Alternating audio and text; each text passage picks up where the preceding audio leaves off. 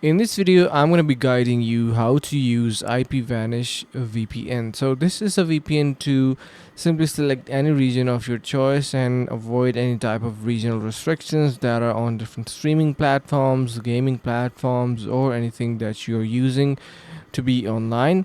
Now you can see it does come with extensions as well. So the extensions are available on, you can see we have our Google Chrome, Microsoft Edge, and many others. So really easy to get started with that.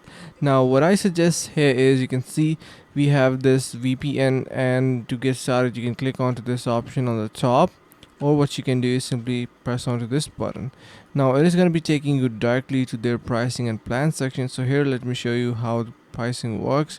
So you can see if you switch to monthly, it's going to be costing you around the IP Vanish Essential for $12.99 per month. So it is going to be providing you these set of features.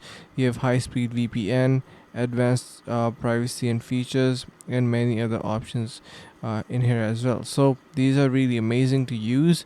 Now to download, of course, you need to click on and purchase any of these plans and get started with that. So that's how you can start using your IPVanish VPN and enjoy. So I hope this helps. Thank you so much for watching.